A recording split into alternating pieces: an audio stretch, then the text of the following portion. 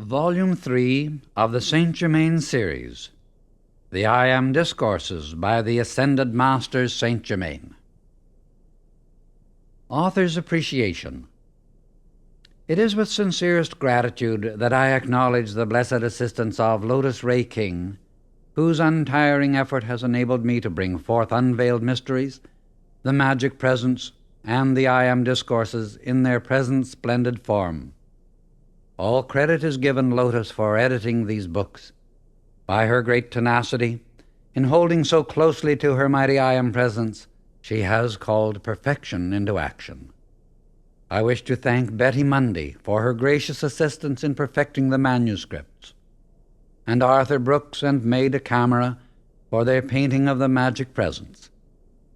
I am also grateful to the many students who have so earnestly called the mighty AM presence into action for the success and perfection of this transcendent blessing to mankind. Godfrey Ray King, Chicago, Illinois, December 7, 1939. Dedication. This series of books is dedicated in deepest, eternal love and gratitude to our beloved masters, Saint Germain, Jesus, Nada, the great divine director, to the great white brotherhood, the brotherhood at the Royal Teton, the brotherhood at Mount Shasta, the great ones from Venus, and those other ascended masters whose loving help has been direct and without limit. Editor's note. The words of Jesus, as quoted throughout this series of books by Godfrey Ray King and the Ascended Masters, are the authentic statements he uttered, although they do not always agree verbally with some versions of the Christian Bible. This fact should not surprise the truth seeker who understands the difficulties encountered in translation and realizes how many times the Bible has been translated in the past 1,600 years.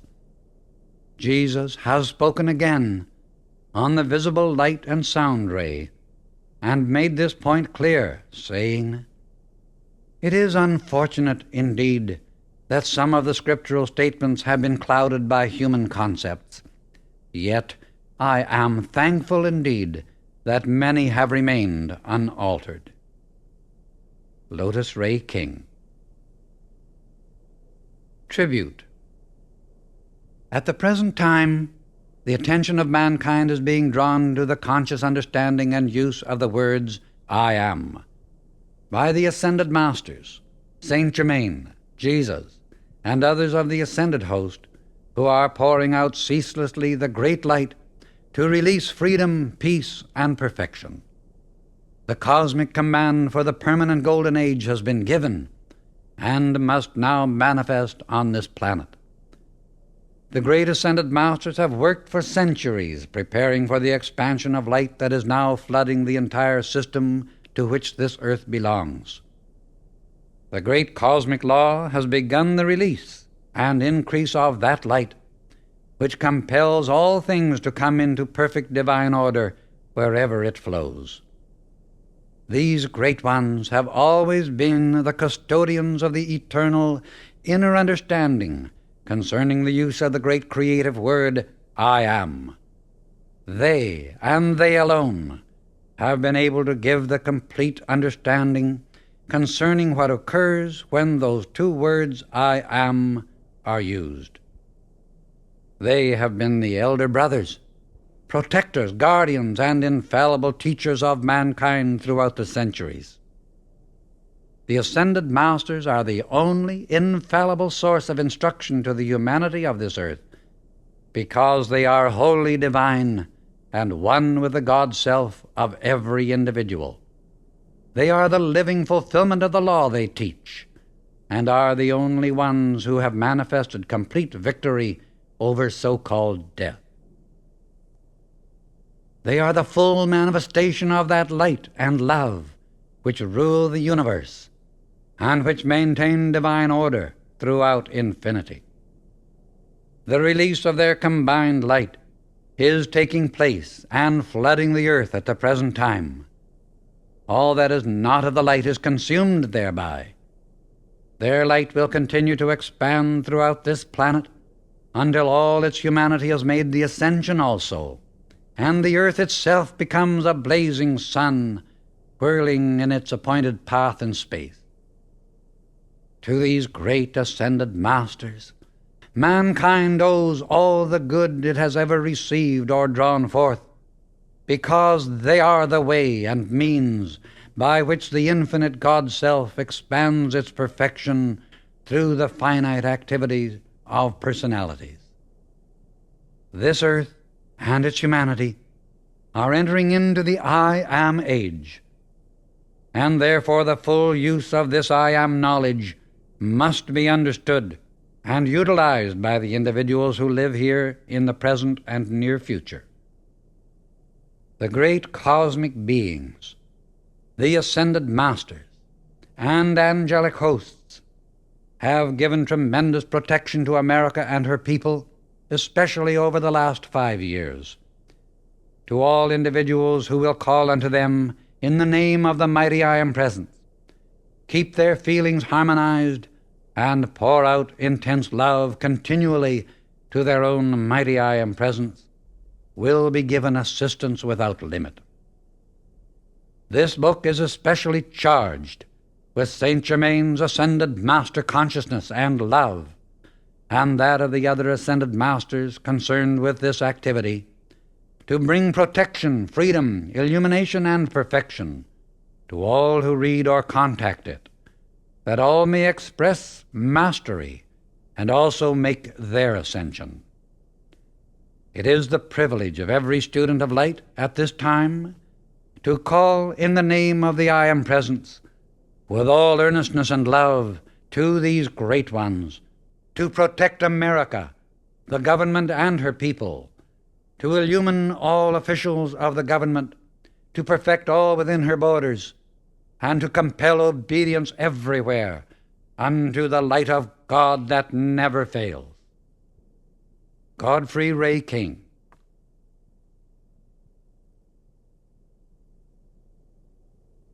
Forward. The 33 discourses contained in this book were dictated over a visible light and sound ray in our home during 1932 by the Ascended Master Saint Germain and those other Ascended Masters directly concerned with this activity. The sound of his voice was physically audible to everyone in the room. At times, his visible, tangible presence also stood within the room, when he radiated the power and energy of the light rays to accomplish special work.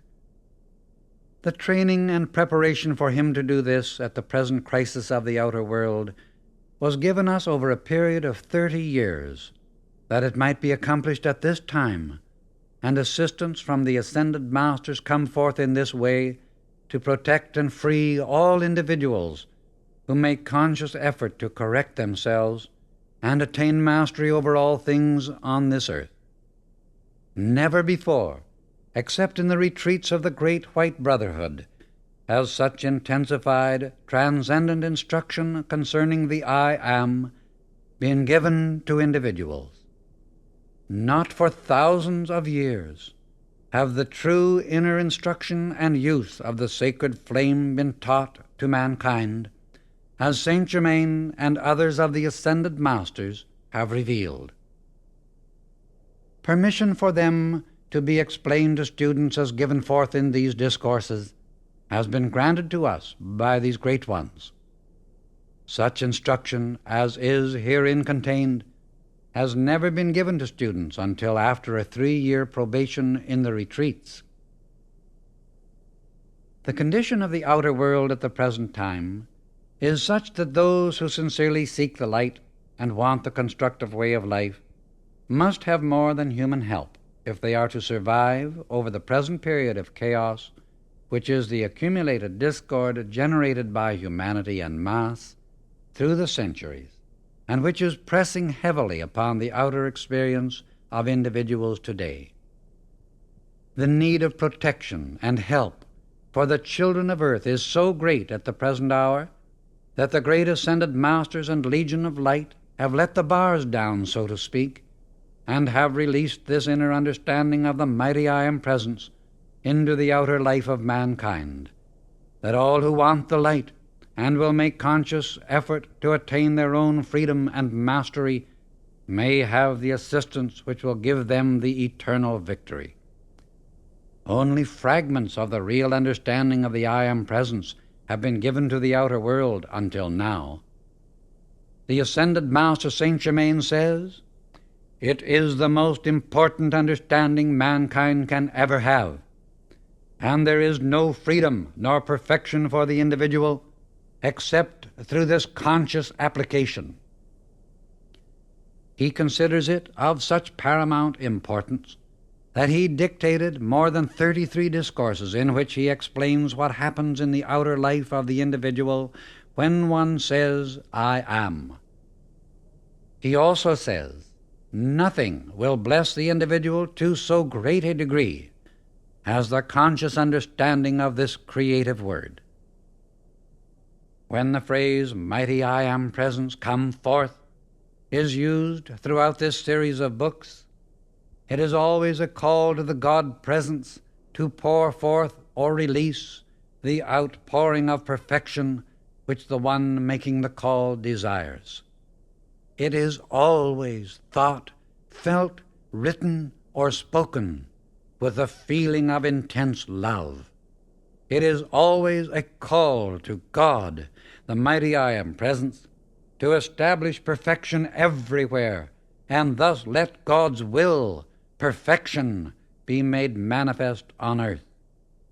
When a command is given, it is always the outer self calling unto God, and in the name of that mighty I Am Presence, commanding substance and energy to obey the decree given, which is the self-conscious effort required in order to open the door for the intelligence of the I Am to release its perfect manifestation. This book not only carries the Ascended Master's understanding of the I Am, but is charged with Saint Germain's Ascended Master consciousness and the ray of light and love from his heart, which is the Ascended Master's feeling and comprehension of its full power forever self-sustained. May this book of I Am Discourses anchor the attention of all who read or contact it so powerfully upon each individual's own divinity that the full Ascended Master's consciousness of the mighty I Am Presence shall fill the earth and release with the power of 1,000 suns the eternal dominion of the light of God that never fails. Godfrey Ray King. The I Am Discourses by the Ascended Master Saint Germain. Discourse number 1, October 3, 1932. Saint Germain. Invocation. Thou infinite mighty presence, thou all-pervading principle of life, we give praise and thanks for thy wondrous activity through all outer presence. Out of thy mighty essence comes all that is, and oh, that humanity might understand, thou art ever and forever self-sustained.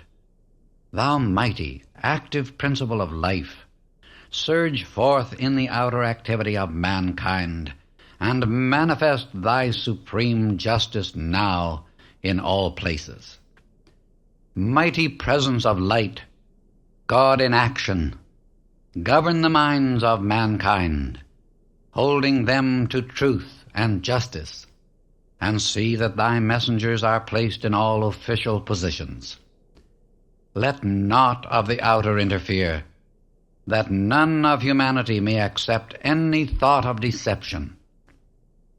Mighty presence of God in action, surge forth in the minds of all, expressing thy conquering presence.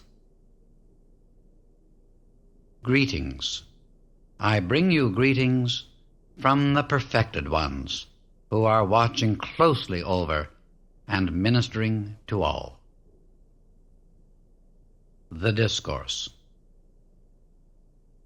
Life, in all its activities everywhere manifest, is God in action, and it is only through lack of the understanding of applied thought and feeling that mankind is constantly interrupting the pure flow of that perfect essence of life, which would, without interference, naturally express its perfection everywhere.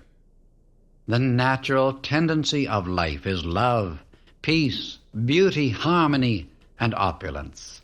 For life cares not who uses it, but is constantly surging to pour more of its perfection into manifestation, always with that lifting process which is ever inherent within itself. I am. I am is the activity of that life. How strange it is that students with sincere interest do not seem to get the true meaning of those two words. When you say and feel, I am, you release the spring of eternal, everlasting life to flow on its way unmolested. In other words, you open wide the door to its natural flow. When you say, I am not, you shut the door in the face of this mighty energy. I am is the full activity of God. Having placed before you so often the truth of God in action, I wish you to understand its first expression in individualization. The first expression of every individual everywhere in the universe, either in spoken word, silent thought, or feeling, is I am, recognizing its own conquering divinity. The student, endeavoring to understand and apply these mighty yet simple laws, must stand guard more strictly over his thought and expression, in word or otherwise. For every time you say, I am not, I cannot, I have not, you are, whether knowingly or unknowingly, throttling that great presence within you. This is just as tangible as if you placed your hands about the throat of an outer form. Only with the outer form, your thought governing the hand, you can release it at any time. But when you make a declaration using the words, I am not, you set in motion mighty, limitless energy that continues to act unless it is recalled and the imperfection consumed and transmuted. This shows you the enormous power you have to qualify this mighty energy of God. And I tell you, beloved students, dynamite is less dangerous, for that would but liberate you from the body, while these thoughts, sent forth ignorantly and ungoverned, bind you upon the wheel of re-embodiment indefinitely. Thus you can see how important it is for you to know what you are doing when you thoughtlessly use wrong expressions, because you are using the most divine principle of activity in the universe, I am. Do not misunderstand me. This is no idle, foreign, or oriental expression, but the highest principle of life, used and expressed throughout every civilization that has ever existed. For the first expression every self-conscious form of life gives is I am.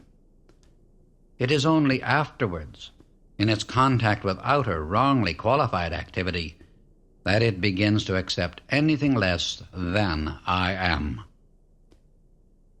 Now, dear students, do you not see that when you say I am sick, you are just reversing this principle of life, which is naturally all perfection, thus requalifying it by your willful ignorance with something which it never naturally possessed? Through long centuries of willful misunderstanding, humanity has charged the very atmosphere about them with falsehood and unreality. For I need not say to you that when you say I am sick, it is an abject falsehood in respect to your divinity, which cannot be sick. Does this sound harsh to you? Then I say think it over, and you will see what a blessing and release it can be to you. I say to you, dear students, in the name of God, stop using these wrong expressions of your Godhead, of your divinity, for it is impossible for you to have freedom as long as you continue to do it. I cannot speak of this to you too often, that when you really recognize and accept the mighty presence of God in you, there are positively no adverse conditions. Stop, I say to you, giving power to the outer conditions, persons, places, or things, and in the name of God, every time you find yourself starting to say, I am sick, I am broke, I am not feeling well, instantly reverse this fatal condition to your progress and declare silently, with all the intensity of your being, I am, which is all health, opulence, perfection, happiness, peace, and the power to recognize perfection in yourself and everywhere else. When you think of the expression, I am, it means that you know you have God in action expressing in your life. Do not let these false expressions continue to govern and limit you. Continually remind yourself, I live, move, and have my being and all outer expression in the full opulence of God, made manifest every moment.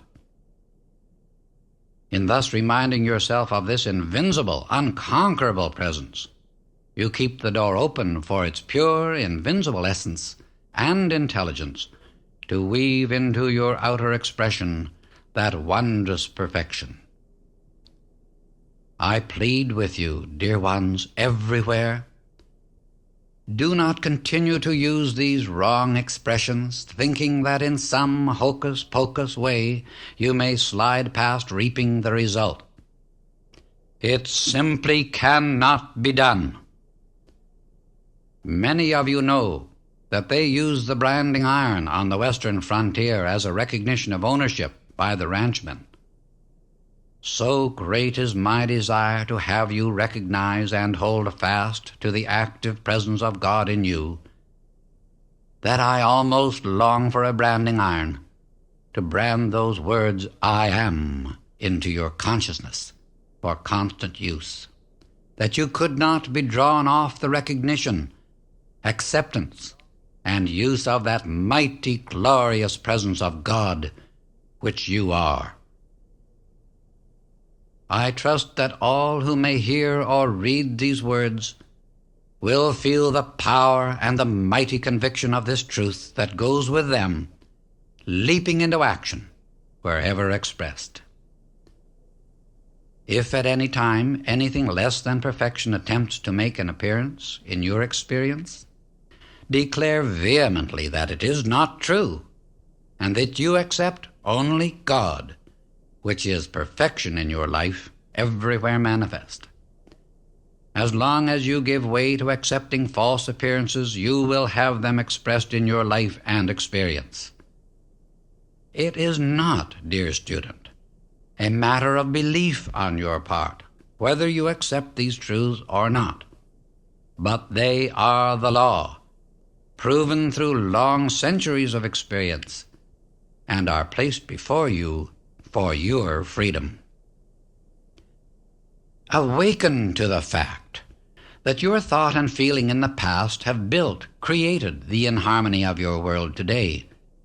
Arise, I say arise, and walk with the Father, the I Am, that you may be free from these limitations. There's only one thing in this universe that can surround you with limitation, and that is accepting the outer appearance instead of the mighty, active presence of God in you.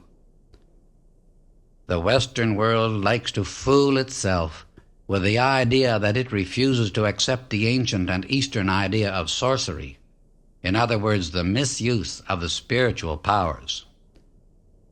The worst kind of sorcery is being used in the political fields today that has ever been known in the history of mankind through the use of mental power, wrongly qualified. If this same tremendous mental force were used in just the reverse way, to know that there is only God in action, in every individual filling official places, the sender of that quality or truth would not only be free himself, but the political world would be filled with freedom and justice. Then we would experience a natural world, a world of God in action, everywhere present. It is today as it was at one time in Egypt. Those who misuse the mental power are binding themselves to the rack of inharmony, embodiment after embodiment. Take the stand. I do not take on conditions from anybody or anything about me, but God, good, and I am always God commanded. You need to acquire the habit of stilling yourself.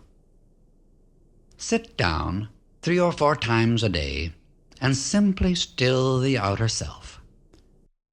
This will let the energy be supplied. Learn to command and control the energy in your body. If you want the energy still, be still. If you want the energy active, be active. You must stand up, face a thing, and rise above it. There is no other way.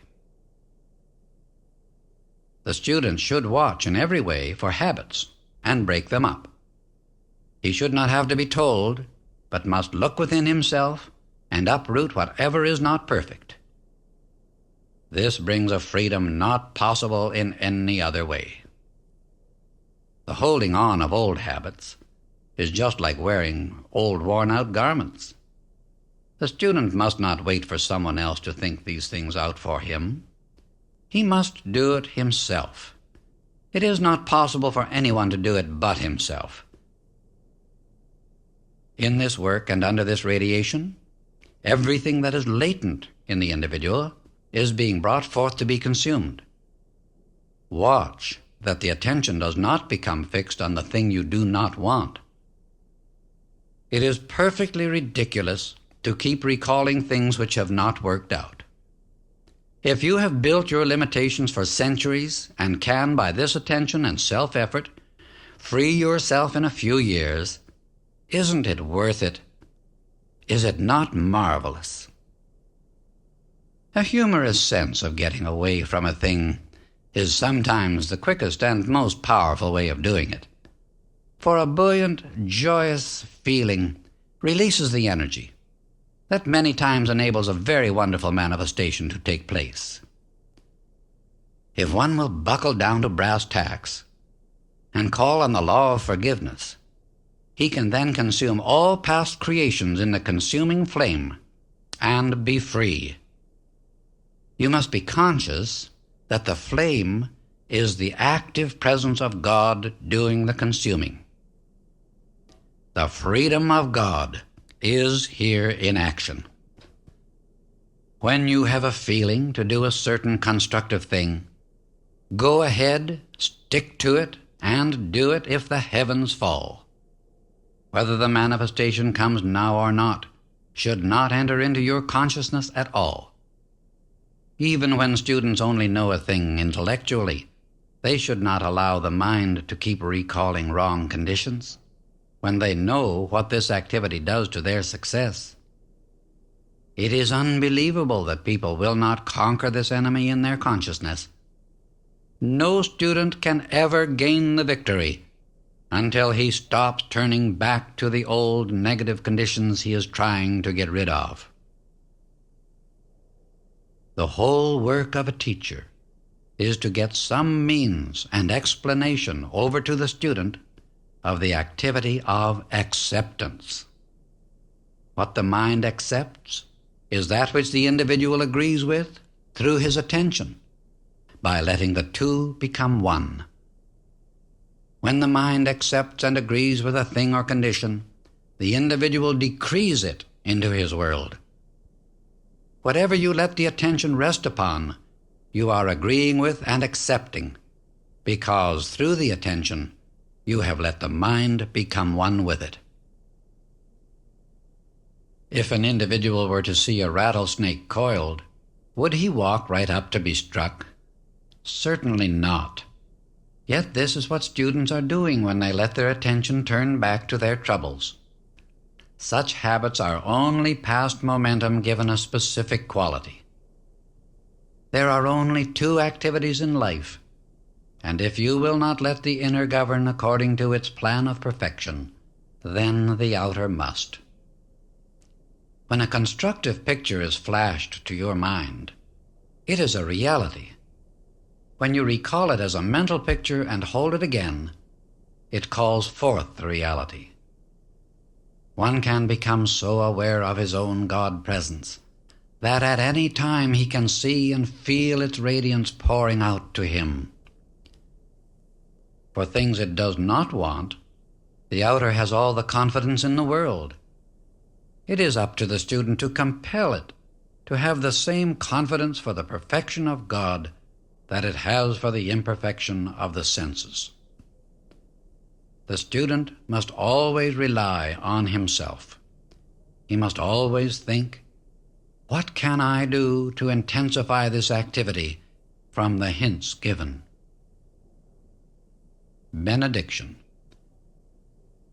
Mighty perfected ones, as we receive thy magic circle of protection, as we receive and are enfolded in thy mighty opulent presence, O Master within, we accept fully that opulence made manifest in our outer experience and use. We give praise and thanks for thy wisdom in its use.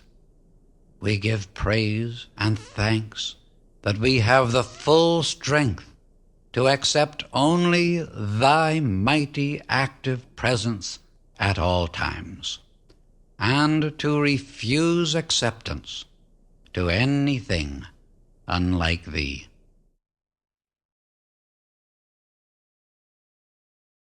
Discourse number 2, October 6, 1932. Saint Germain. Invocation.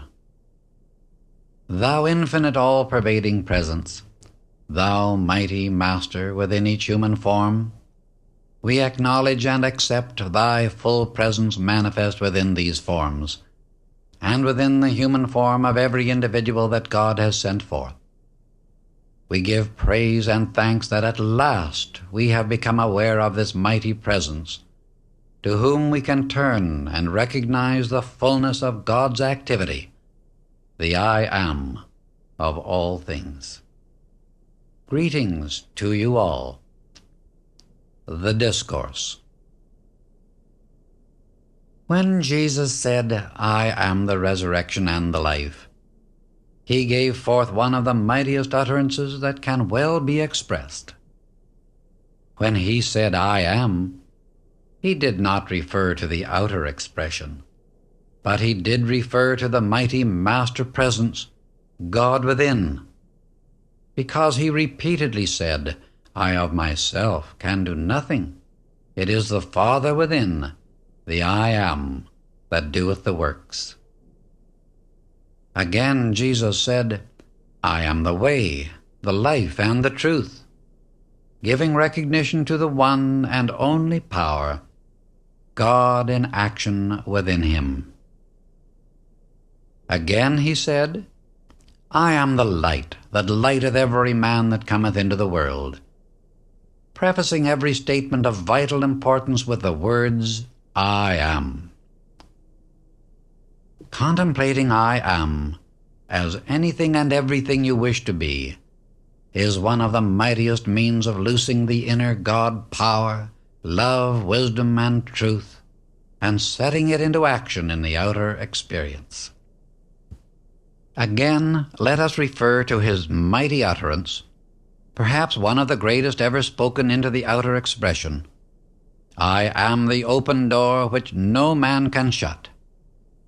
Do you not see how very vital this is when you come to review understandingly these mighty statements? When you recognize and accept fully I am as the mighty presence of God in you in action, you will have taken one of the greatest steps to liberation. Now mark you, in the utterance of the truth, that I am the open door which no man can shut, if you can but realize it, you have the key that allows you to step through the veil of flesh, carrying with you all consciousness that you have generated or accumulated which is imperfect, and there transmute it, or in other words, raise it into that perfection into which you have stepped. Too much stress cannot be laid upon the importance of contemplating as often as possible the I am as the mighty active presence of God in you, in your home, in your world, in your affairs.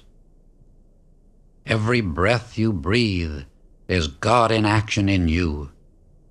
Your ability to express or send forth thought and feeling is God acting in you. You having free will, it is entirely up to you to qualify the energy sent forth in your thought and feeling and determine how it shall act for you. No one can say, "How shall I know how to qualify this energy?" For everyone knows the difference between destructive and constructive thought, feeling, and action. The student, in receiving instruction, should constantly analyze the motive back of the question, to detect if in that motive there is a feeling of intellectual pride, arrogance, or stubbornness in the outer mind and body.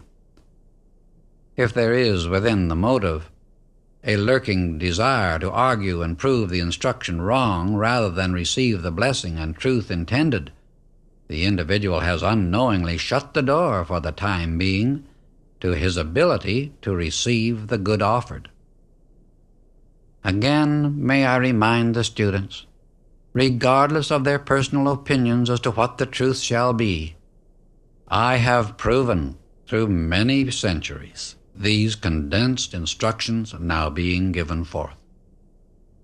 If one wants to receive the greatest benefit possible and the comprehension that will be absolute certain freedom and liberation, listen with an entirely open mind, with the consciousness that the I am, the active presence of God in you, is your certain ability to receive, accept, and apply without limit the instruction which is being given forth with an accompanying radiance, which will enable certain students at this time to comprehend these simple yet mighty assertions of truth to their great blessing and freedom.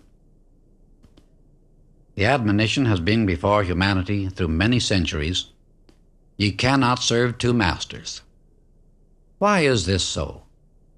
First, because there is only one intelligence, one presence, one power that can act, and that is the presence of God acting in you. When you turn to the outer manifestation and give all kinds of expressions and appearances power, you are attempting to serve a false, usurping master, because the outer expression can only find an appearance through the use of God's mighty energy. Your ability to lift your hand and the life flowing through the nervous system of your outer form is God in action in your body through your mind. Dear students, try to use this simple means as a reminder of God in action in you.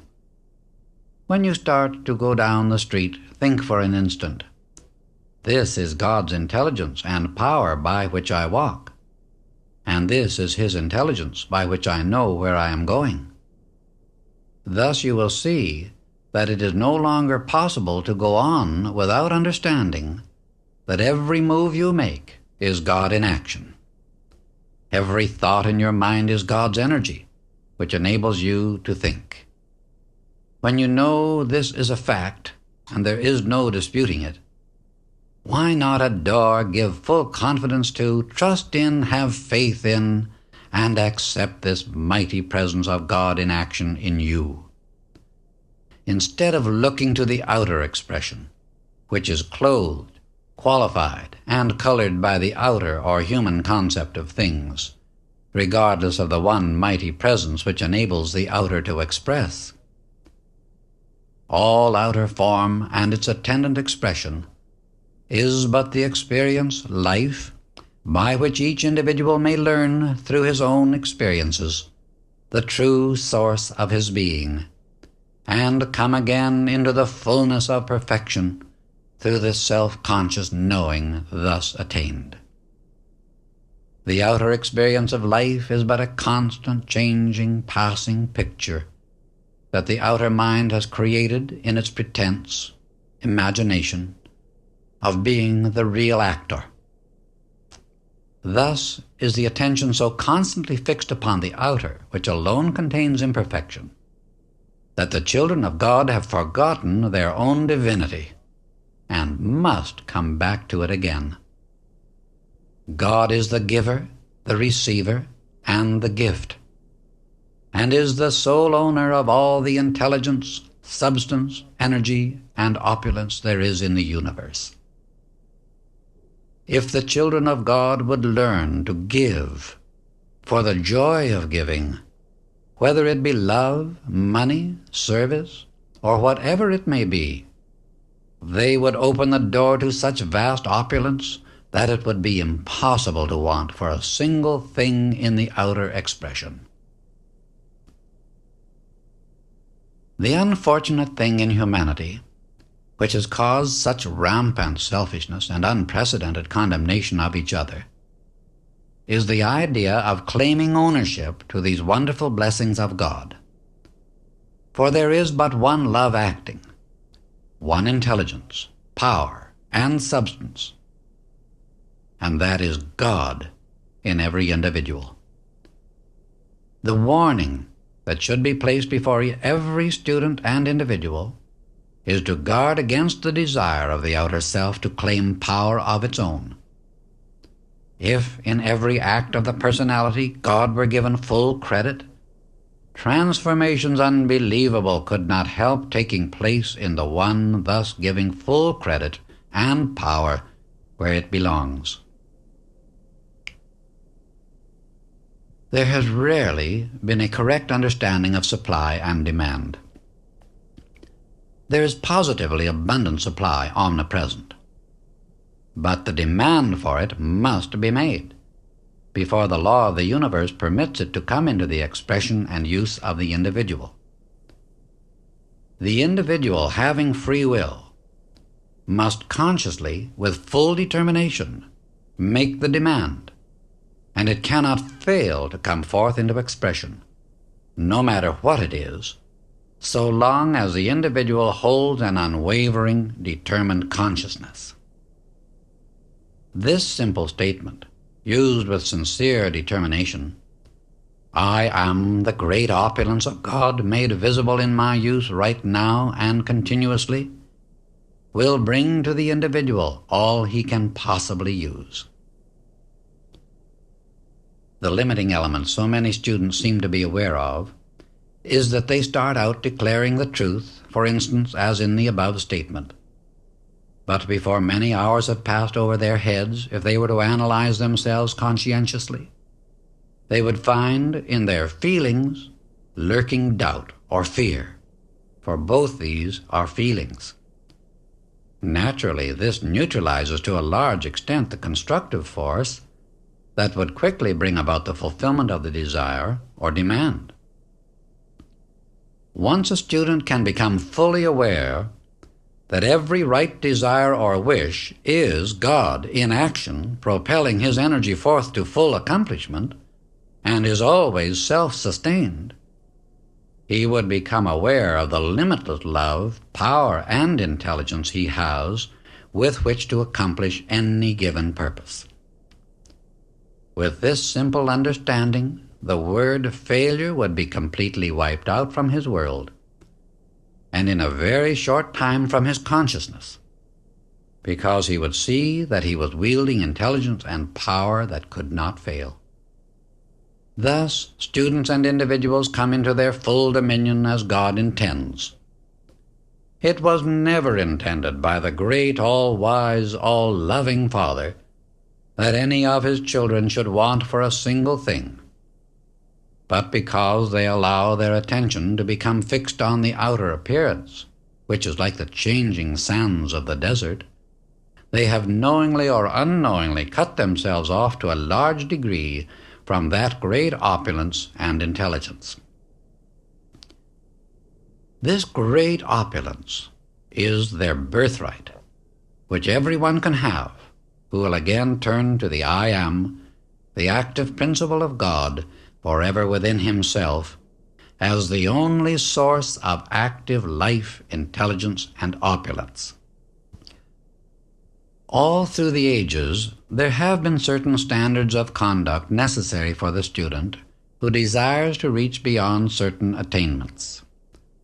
This is the conserving and governing of the life force through the sex. For an individual who has been using this energy without any thought of governing it, to suddenly say, "I will cease this," cut it off, as it were, without understanding the correct attitude of consciousness, would be simply suppressing a flow of energy which he has caused to flow in the wrong direction. Any student who wishes to govern this will find this simple statement the most efficient, if used understandingly, of any one particular thing that can be given. This will normally and naturally govern the flow of the life energy and bring it back into its natural channels. It is the mighty statement of Jesus, "I am the resurrection and the life." This statement will not only purify the thought, but is the most powerful lifting, adjusting force that can be used for the correction of this greatest of barriers to the full height of spiritual attainment. Anyone who begins to feel the inner impulse to correct this condition, and will use this statement earnestly and continuously, will raise this marvelous current of energy to the highest center in the brain, as was originally intended. He will find his mind flooded with the most marvelous ideas, with the abundant sustaining power and ability coming into expression and use for the blessing of all mankind. I ask any student to try this and watch the results in his own mind and body. Feel deeply this statement of Jesus, "I am the resurrection and the life." Repeat it 3 times, either silently or audibly, and notice the lifting of consciousness which you will experience. There may be some who will need to try this several times in order to feel the amazing uplift that others will experience at the first trial. This will show you in a small way what can be done by its continued use.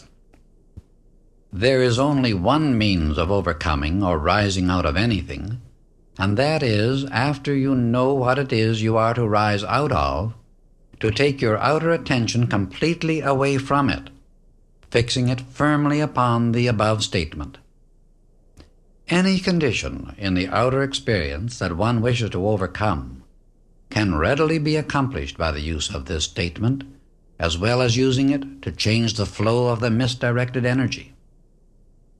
I had one student who felt the inner impulse to redirect this mighty energy, and the use of this single statement alone enabled her, with little assistance, to raise her body. In 1 year, a marvelous transformation took place in her entire outer appearance. It seems incredible that in the recorded statements accredited to Jesus, which were only a part of what he really gave forth, that so few of humanity would receive the mighty import of those wonderful words of wisdom. At no time in the history of the world have so many mighty statements been given as he taught. Every one of these, when conscientiously used, holds within it the attendant radiance and accomplishment with which he attained. you not only have this power of the I Am, but His individual assistance also when these statements are used. One should often contemplate the true meaning of these mighty statements of Jesus. When once you understand that your thought, feeling, and expression of I Am sets the mighty God power in you into action without any limit, then you receive that upon which the desire is fixed. It should be no trouble for the student to see and understand that the outer appearance is but man's distorted creation. By claiming the outer as a source of power, when a moment's contemplation will cause him to realize that there is but one love, intelligence, and power which can act, and that is God. The human or outer defects or discrepancies have nothing to do with the omnipresent perfection of God. For anything imperfect is the creation of the outer concept of mankind. If man will turn to the mighty I Am within, knowing that God is all perfection, and that all outer appearance is but man's creation through the misuse of the God power, he will see at once that if he sincerely contemplates and accepts the perfection of God, he will cause to come into manifestation in his life and experience this same mighty perfection. There is no possible means of bringing this perfection into your mind, body, and outer experience except by knowing and accepting the mighty active presence of God in you. Such full recognition will cause this inner power to propel this perfection of God into your outer visible experience.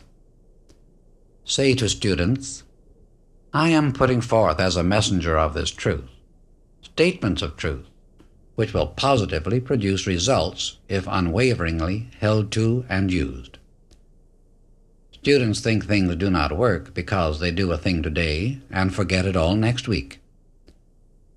The desire for light and truth is the presence of God in the desire, propelling itself forth into action.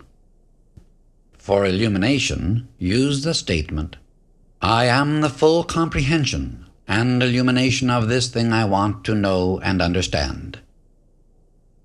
The day your eyes are opened to see some of these marvelous ascended beings, the joy will last through eternity. If one does not take the attitude that I have the ability to do this, he never in the world can accomplish the thing he wishes to do. The moment you express, I am the resurrection and the life, in thought and feeling, it immediately turns all the energy of your being to the center in the brain, which is the source of your being. You cannot overestimate the power in this statement. There is no limit to what you can do with it. It was the statement that Jesus used most in his most difficult trials. Always know that when you decree a constructive thing, it is God in you propelling you to do it. It is the most foolish question imaginable to ask. Have you proved this in your own experience? Each individual has to prove it for himself, or it will mean nothing to him. Nothing ever really means anything to anyone until he uses it. The feeling carries with it a certain coexistent sight. One often feels a thing with such clearness that he really sees it from the inner standpoint. As you enter the ascended state, thought, feeling, seeing, and color are almost simultaneously manifest. Harmonious sound is quiet. That is why ravishing music is the most quieting in its effect, while bombastic music is just the opposite. Benediction. Thou mighty, majestic, conquering I Am, we give praise and thanks for our comprehension of Thee as God acting in us, and with Thy mighty presence and radiance, Cause us to feel the mighty import of thy mighty truth and wondrous presence. When we contemplate thee, let thy mighty radiance fill us with that comprehending consciousness to know and apply thy assertions of truth more and more perfectly. We give praise and thanks for thy mighty perfection and truth for all those who look unwaveringly to thee. Discourse number 3, October 10, 1932. Saint Germain. Invocation. Thou infinite all-pervading presence, with thy mighty radiance surging forth throughout the atmosphere of earth, we give praise and thanks for the onrushing Christ power of love and wisdom, which with no uncertainty is raising the consciousness of mankind above the sordid selfishness of the activity of the outer self. We give praise and thanks that we have become conscious of thy mighty active presence at all times, and that in the conscious recognition of thee, thou dost charge our minds and bodies with thy pure presence forever. I bring greetings from the radiant host to you all. The Discourse. From within the radiance of the great electronic belt, I am projecting this today. From the heart of the golden city the twin rays come forth, upon which are the speech, the light, and the sound. The time has rapidly enfolded us when we must be more aware of the great electronic belts encompassing all creation, from the Godhead to the individual. The etheric belt around the golden city is impenetrable, far more so than a wall of many feet of steel would be. So in a lesser degree may the individual, with sufficient comprehension of the active principle of the God-self, surround himself with an electronic belt or circle, which he may qualify in any manner he may choose. But woe be unto the individual who qualifies it destructively. If anyone should be foolish enough to do this, he would find this belt of electronic force closing in upon his own outer form, and it would be consumed. But those who with wisdom build and qualify it with God's mighty love and constructive power will find themselves moving in a world untouched by the ignorance of mankind. The cosmic period has arrived when those who have attained a certain degree of understanding must create, apply, and use this wondrous electronic circle. Every creation that is self-conscious action has this circle of pure electronic force about it naturally, but to a large degree its force is ungoverned, therefore dissipated.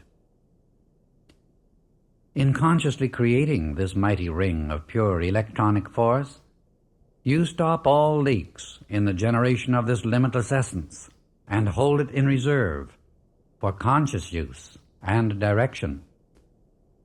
After a few months of this conscious creative activity of and within this electronic ring, one will need to be very careful in loosing or directing this force in any manner except by divine love.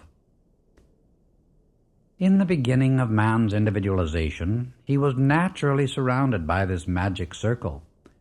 But as the consciousness was lowered more and more, rents were made in this great circle of force, causing leaks, as it were, until it has almost entirely disappeared. This, however, was not a conscious creation of the individual, but was a natural enfolding circle. Now, students of the light must go to work with no uncertainty and consciously create this electronic belt about themselves, visualizing it perfect, with no rents or breaks in its construction.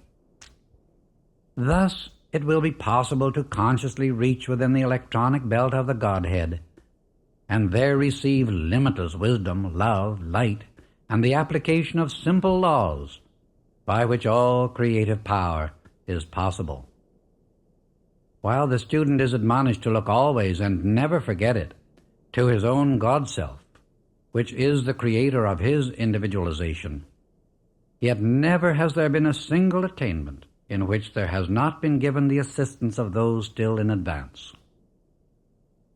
There being but the one God, the one presence, and his all-powerful activity, then the one more advanced than the other is but more of the God-self in action. In this recognition you will understand why you can feel, I am here and I am there, for there is but the one God-self everywhere. When the student can once understand that the ascended host of masters are but the more advanced consciousness of himself, then he will begin to feel the unquestionable possibilities within his grasp. Whether he speaks to the Godhead direct, to one of the ascended masters of light, or to his own God-self, in reality it makes no difference, for all are one. Until one does reach this state of consciousness, it does make a difference, for the individual is almost certain to feel a division of the one self, which is not possible to be made except in the ignorance of the outer activity of the mind. When the student thinks of the outer expression, he should at all times be aware that it is but the outer activity of the one intelligence, guarding himself at all times against trying to divide in his own consciousness this one mighty God power centered in him. Again, I must remind you that this limitless mighty power of God cannot intrude its wondrous powers into your outer use except by your invitation. There's only one kind of invitation that can reach it and loose it, and that is your feeling of deep devotion and love. When one has generated about himself this electronic belt or ring, there is no power that can penetrate it except divine love. It is only your consciousness of divine love that can penetrate within this great inner blazing belt of the Godhead, through which the Godhead sends back to you its great outpouring. Mark you, through his messengers, transcendent beings so far surpassing anything of your present conception that it is not possible in words to convey to you the majesty of the love, wisdom, and power of these great ones. At this point, let me again remind you that the student who will dare to do and be silent will find himself lifted into the transcendent radiance of this inmost sphere. Then, by experiencing and seeing, will he comprehend this of which I have spoken. The soul who is strong enough to clothe itself in its armor of divine love and go forward will find no obstruction, for there is naught between your present consciousness and this mighty transcendent inner sphere to obstruct the approach of divine love. When you have touched and seen within this inner circle, you will then understand how imperfect is the present expression of divine love. Once one becomes consciously aware of these great spheres to which he may reach, he will find himself fearlessly reaching deeper and deeper within the radiance of this mighty intelligent hub of the universe, from which all worlds, all creation have proceeded. There are among you strong, dauntless, fearless souls who will understand this and be able to use it with great blessing to themselves and others. There are those who will understand and see that the presence which beats each heart is God in action, that the activity sending the circulation through the body is God, that the essence charging forward to vitalize the outer form is God in action. Then, O beloved students, awake to this now. Do you not see how great a mistake it is to sink under the ignorance of the outer self, feeling pain, distress, and disturbance, all created by the ignorance and activity of the outer self? when a few moments of earnest contemplation will cause one to realize that there can be but one presence, one intelligence, one power acting in your mind and body, and that is God. You see how simple yet powerful is this consciousness within you to loose the full recognition of the great pure activity of God into your mind and body, and to let its wondrous transcendent essence fill full to overflowing every cell. It seems to me, beloved students, that you cannot fail to grasp this simplicity of your true God self acting in you. Ever turn to it, praising it, loving it, demanding and commanding it to surge forth into every cell of your body, into every demand of the outer activity, in the home, in your affairs, in business. When your desire is sent forth clothed in the God presence, power, and intelligence, it cannot fail. It must bring to you that which you desire. Desire is but a lesser activity of decreeing. Decreeing is and should be the recognition of the accomplished desire.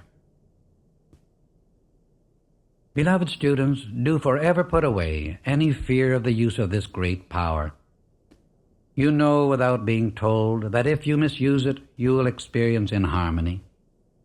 If you use it constructively, it will bring such blessings untold that you can but give praise and thanksgiving for the moment when you awakened to the fact that this limitless power is omnipresent, ever awaiting your conscious direction. The individual who has said that you cannot add 1 cubit to your height by your thought has stifled the activity and progress of the individual. For thought and feeling are the creative power of God in action. The uncontrolled, ungoverned use of thought and feeling has brought about all kinds of discord, sickness, and distress.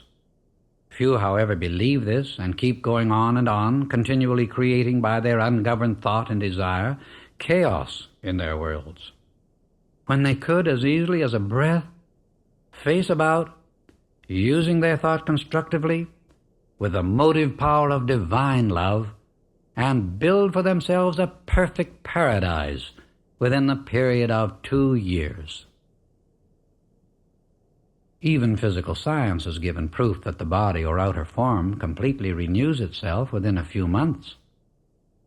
Then you must see that with the conscious understanding and application of the true laws of your being, how easy it is to cause perfection to manifest in your entire body, and every organ to leap into its perfect normal activity. In a short time it would not be possible for inharmony to enter your thought or body.